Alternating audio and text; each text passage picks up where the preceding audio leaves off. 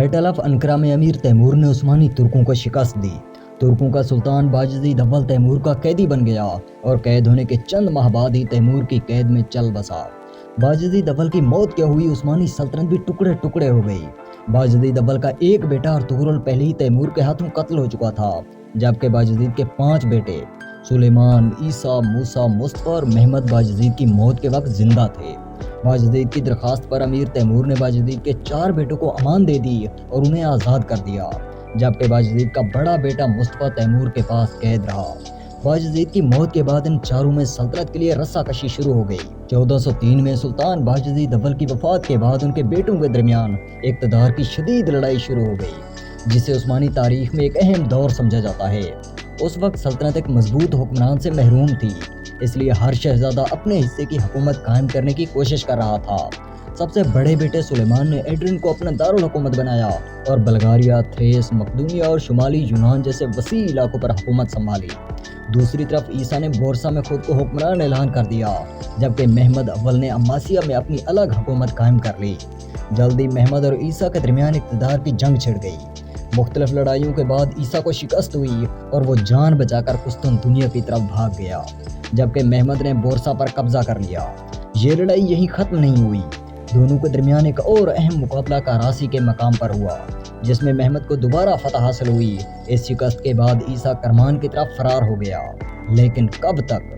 महमद के भेजे गए जासूसों ने ईसा को तालाब में नहाते हुए गला दबाकर कत्ल कर दिया। इस तरह महमद ने अपने भाई को कत्ल करवाकर उस्मानी सल्तनत में अपनी पोजीशन मजीद मजबूत कर ली। ईसा की वफात के बाद सुलेमान एक बड़ी फौज के साथ समंदर पार करके अनातोलिया में दाखिल हुआ और तेजी से कामयाबियां हासिल करते हुए बोरसा और फिर अनकरा पर कब्जा कर लिया। 1405 से 1410 तक अनातोलिया में इसी तरह चलता रहा। सुलेमान अगर सारी नहीं तो कम से कम अक्सर जंगें जीत रहा था और अनातोलिया के ज्यादातर इलाके पर कंट्रोल भी हासिल कर चुका था। और फिर इसी दौरान महमद ने एक चाल चली। उसने अनातोलिया में सुलेमान की पेशकदमी को रोकने के लिए अपने चौथे भाई मूसा से इत्तेहाद कायम किया। उसने मूसा को यूरोप में थ्रेस भेज दिया ताकि वो यूरोप में सुलेमान के ज़ेरे कब्जा इलाकों पर हमले करे। ये हिकमत अमली कामयाब रही। सुलेमान को अनातोलिया छोड़कर वापस यूरोप जाना पड़ा, जहां उसका सामना मूसा से हुआ। शुरू में सुलेमान को बर्तरी हासिल रही और उसने 1410 में कोसमेडोन की जंग जीत ली, लेकिन 1411 में सुलेमान की फौज ने बगावत कर दी। सुलेमान का साथ छोड़कर मूसा के साथ जा मिली। इस अचानक तब्दीली ने सुलेमान को बेबस कर दिया। सुलेमान फरार हो गया। मफरूरी की हालत में सुलेमान एक गांव से गुजरे। गांव के लोगों ने सुलेमान को पहचान लिया और उन्होंने इनाम के लालच में आकर सुलेमान को कत्ल कर दिया। गांव वाले जानते थे कि बायज़ीद अव्वल के बेटों में इक़्तिदार की जंग जारी है, सो उन्होंने सोचा कि अगर वो सुलेमान को कत्ल करके मूसा के सामने पेश करेंगे तो मूसा उन पर इनामात की बरसात कर देगा। सुलेमान के कत्ल के बाद उन्हें इनाम मिले या फिर नहीं, इसे तो रहने दीजिए, लेकिन उस्मानी तारीख में ईसा के बाद सुलेमान का चैप्टर भी हमेशा के लिए क्लोज हो गया। सुलेमान की मौत के बाद उसकी फौज मूसा के साथ जा मिली थी, जिस वजह से मूसा की ताकत में इजाफा हो गया। मूसा ने अपनी फौज के साथ कुस्तुनतुनिया का मुहासरा कर लिया। बाज़ंतीनी शहंशाह ने मूसा के हमले से निपटने के लिए उसी के भाई महमद से मदद मांगी और यूं महमद ने अपने ही भाई मूसा के खिलाफ बाज़ंतीनियों का साथ देते हुए शहर का दिफा संभाल लिया। महमद ने मूसा के खिलाफ कई हमले किए, मगर वो कामयाब ना हो सका। आखिर में थक हार कर महमद ने वही हरबा आजमाया जो मूसा ने सुलेमान के खिलाफ आजमाया था, यानी महमद ने सर्बिया के हुक्मरान से इत्तेहाद कायम किया और यूरोपीय इलाके जो मूसा के कब्जे में थे उन पर हमले शुरू कर दिए। इन हमलों से तंग आकर मूसा ने कुस्तुनतुनिया का मुहासरा उठाया और दोनों भाई बल्गारिया के इलाके चमोरली के मैदान में आमने सामने आ गए। जंग के दौरान मूसा जख्मी हो गया, जिससे उसकी फौज का हौसला मुतासिर हुआ। शदीद लड़ाई के बाद फतह महमद और उसके इत्तेहादियों के हिस्से में आई। मूसा मैदान से भागते हुए पकड़ा गया और उसे कत्ल कर दिया गया। कोई 11 बरस की खूनरेज जंगों के बाद बायज़ीद अव्वल के 3 बेटे इन लड़ाइयों में मारे गए और पीछे बचा सल्तनत का एक वारिस, जो अब सुल्तान महमद अव्वल या सुल्तान मोहम्मद अव्वल बन चुका था। सुल्तान मोहम्मद अव्वल ने इन खूनरेज जंगों के बाद कोई 1413 या 1414 में पूरी उस्मानी सल्तनत पर कंट्रोल हासिल कर लिया। सुल्तान मोहम्मद अव्वल देख चुका था कि सुल्तान की मौत के बाद उसके वारसों में सुल्तानी के लिए खूनरेज जंगें होती हैं। इसलिए सुल्तान ने बड़ी समझदारी से अपने बेटे मुराद सानी के लिए तख्त महफूज करने के लिए इक़दाम किए। मोहम्मद अव्वल ने अपने भतीजे यानी सुलेमान के बेटे औरहान को अंधा करवा दिया ताकि वो मुस्तकबिल में उसके बेटों से सल्तनत छीनने की कोशिश न कर सके। सुल्तान मोहम्मद अव्वल ने खूनरेज लड़ाइयों के बाद अपने भाइयों को कत्ल करके 1414 में उस्मानी सल्तनत तो हासिल कर ली, लेकिन वो ज्यादा दिन तक इस सल्तनत का सुल्तान ना रह सका। 1421 में सुल्तान मोहम्मद अव्वल चल बसा और उसे बोरसा में उसी के बनाए हुए मकबरे में दफन कर दिया गया। 1421 में मोहम्मद अव्वल की मौत हुई तो उसका जानशीन मुराद सानी सिर्फ 16 बरस का था। मुराद उस वक्त अमासिया का गवर्नर था।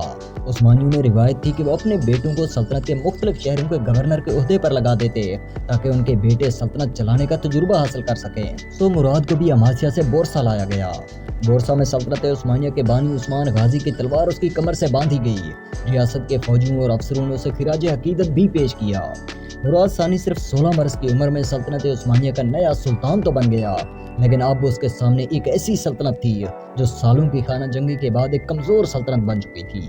ये तो उस्मानियों का लक था कि उस वक्त यूरोप में कोई ऐसी बड़ी सल्तनत नहीं थी जो उस्मानियों की कमजोर सल्तनत पर हमला करती और उस्मानी सल्तनत का हमेशा के लिए खात्मा करती। लेकिन फिर भी यूरोप की छोटी छोटी रियासतें उस्मानियों को कमजोर देखकर उनके खिलाफ बगावत बहरहाल करने लगी। और सबसे बड़ी बगावत यूरोपियन रियासतों की तरफ से नहीं बल्कि उस्मानी सल्तनत में अंदर की तरफ से हुई।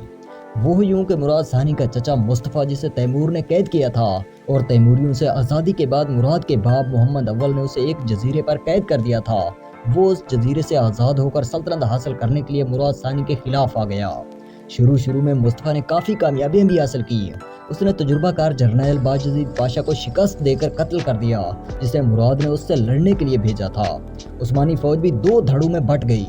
एक धड़े ने मुस्तफा का साथ दिया जबकि दूसरा धड़ा मुराद सानी के साथ खड़ा रहा। मुस्तफा ने उस्मानी सल्तनत के यूरोपी दारुल हुकूमत एड्रिन पर कब्जा कर लिया और खुद को उस्मानी सल्तनत का नया सुल्तान भी करार दे दिया। इसके बाद वो अपनी फौज के साथ अनातोलिया की तरफ बढ़ा ताकि मुराद के जेर कब्जा इलाकों पर हमले करके उन्हें अपनी सल्तनत में शामिल कर सके, लेकिन रास्ते में ही मुस्तफा के खिलाफ बगावत हो गई। उसकी फौज मुराद सानी के साथ जा मिली। मुस्तफा ने इमरजेंसी में गैलीपुरी शहर में पनाह ली, लेकिन मुराद सानी की फौज ने इस शहर का मुहासरा कर लिया और मौका पाकर मुस्तफा को कत्ल कर दिया।